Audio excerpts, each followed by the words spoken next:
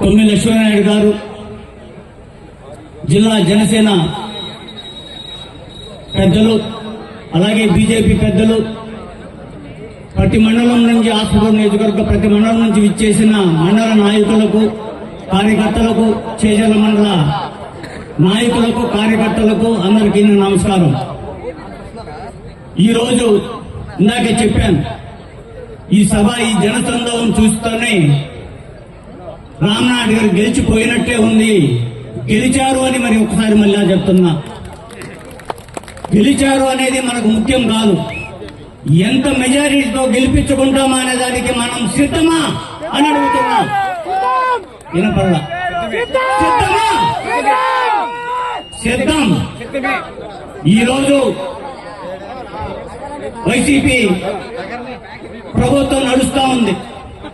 చేజల మండలంలో, ఆత్మకూరు నియోజకవర్గంలో చూస్తే మీకు ఎవరికైనా కూడా ఎక్కడైనా కూడా అభివృద్ధి కనిపించిందా? మాట్లాడితే బటన్ నొక్కాను, పథకాలన్నీ చేరిపోయినాయి, ఓట్లన్నీ నాకే వేస్తారు అని ముఖ్యమంత్రి జగన్మోహన్ రెడ్డి గారు కలలుగంటున్నారు. అది ఎక్కడా లేదు. అవి పథకాలు ఎప్పుడు ఎన్టీ రామారావు హయాంలో, తర్వాత వచ్చిన ముఖ్యమంత్రులు, తర్వాత చంద్రబాబు నాయుడు గారు ప్రవేశపెట్టిన పథకాలు అన్ని కూడా.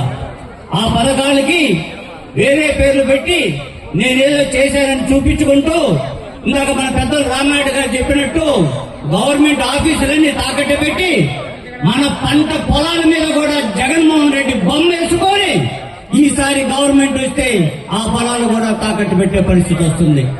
అలాగే మన ఇల్లు కూడా తాకట్టు పెట్టే పరిస్థితి వస్తుంది. గుర్తుపెట్టుకోండి సోదరులారా, సోదరిమణులారా, అక్కలారా, చెల్లెళ్ళారా. ఈరోజు మన ఆంధ్రప్రదేశ్ నుంచి బెంగళూరు, మద్రాసు మహానగరాలకి చదువుకున్న విద్యార్థులు వలసపోతున్నారు. అదే తెలుగుదేశం గవర్నమెంట్ వచ్చుంటే ఈరోజు మనం గెలిపించుకోగలిగితే మళ్ళీ అమరావతి అనే ఒక నగరాన్ని చంద్రబాబు నాయుడు గారు ప్రపంచంలోనే ఒక మోడల్ సిటీగా చేస్తారని ఆ రోజు చెప్పున్నారు. అలాగే చేస్తారు కూడా. మనం చూస్తా ఉన్నాం. ఆత్మకూరు నియోజకవర్గంలో ఒక పారిశ్రామిక పార్క్ అని ఒకటి పెట్టారు. దాంట్లో కొన్ని ఫ్యాక్టరీస్ వచ్చినాయి. మళ్ళీ ఇక్కడ ఎవరు చదువుకున్నారు లేదనుకున్నారు, ఉద్యోగులు లేదనుకున్నారు, లేకపోతే ఆత్మకూరు నియోజకవర్గం ఎలా పోతుందనుకున్నారో తెలియదు. కానీ దాని ఫ్యాక్టరీలన్నీ తీసుకెళ్లి మళ్ళీ ఇక్కడ బద్వేలు జిల్లాలో పెట్టేశారు. అంటే అర్థం చేసుకోండి, మన ఆత్మకూరు నియోజకవర్గం మీద ఇక్కడ ఉన్న ప్రజానాయకులు, ఎమ్మెల్యేలకి ఎంత మాత్రం అభిమానం ఉందో. ఆ తర్వాత రామ్నాథ్ రెడ్డి గారి గురించి చెప్పాలంటే ఈరోజు ఏ ఊరుకు పోయినా, ఎక్కడికి పోయినా కూడా ఆ అభివృద్ధి ఆనం రామారెడ్డి గారిని గుర్తు చేస్తుందని మీకు అందరికి మనవి చేస్తున్నా. మన చేజర్ల నుంచి సంఘంకి వెళ్ళాలంటే 17 కిలోమీటర్లు ఉన్న రోడ్డు 2 గంటలు పట్టేది.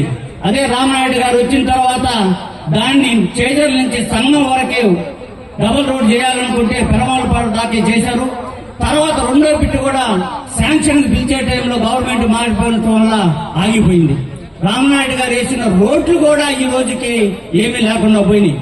చేజర్ల మండలం మనం ఒకసారి నెల్లూరు వెళ్ళాలన్నా, ఇంకెక్కడికి వెళ్ళాలన్నా కూడా వర్షాకాలం వస్తే పొదలకూరంతా వెళ్ళవలసిన పరిస్థితి. అటువంటిది రామనాయుడు గారు ఆలోచించి మన పెరమాలపాడు దగ్గర ఒక బ్రిడ్జి పెట్టారు. అలాగే సంగం దగ్గర బ్యారేజ్ కట్టించారు. ఆ రోజు ఆయన ఉన్న టైంలో దాదాపుగా 40% పూర్తి అయిపోతే ఈ 10 సంవత్సరాల్లో, ఈ 5 సంవత్సరాల్లో దాన్ని పూర్తి చేయలేక మొన్న పూర్తి చేయాల్సిన పరిస్థితి వచ్చింది. మనం అందరం చూసాం. మన వరదలు వచ్చినప్పుడు మొత్తం ట్రాఫిక్ అంతా కూడా బాంబే రోడ్డు మీద వెళ్ళలేకపోతే ఈ రోజు మనం కట్టిన మన దగ్గర చేజర్ల మండలంలో ఉన్న పెరమాలపాడు బ్రిడ్జి మీద నుంచి పోవాల్సి వచ్చింది. అలాగే ఎన్నో పథకాలు రామనాయుడు గారు ఈ రోజు చేశారు. అలాంటి మనిషిని మనకు కావాలి. మళ్ళీ మనం గెలిపించుకోవాలి. అత్యధిక మెజారిటీలో గెలిపించుకున్న తర్వాత మన లక్ష్మీనాయుడు గారు చెప్పినట్టు అతన్ని ఎంతో ఉన్నత స్థానంలో చూస్తానని ఆశిస్తూ మీరందరూ తెలుగుదేశం అభ్యర్థి అయిన, ఎమ్మెల్యే అభ్యర్థి అయిన రామనాయుడు గారికి ఒక ఓటు, ఎంపీ అభ్యర్థి అయిన వేమిరెడ్డి ప్రభాకర్ రెడ్డి గారికి తెలుగుదేశం గుర్తు మీద ఓటు వేసి అత్యధిక మెజార్టీతో గెలిపించవలసిందిగా కోరుకుంటూ సెలవు తీసుకుంటున్నాను. నమస్కారం.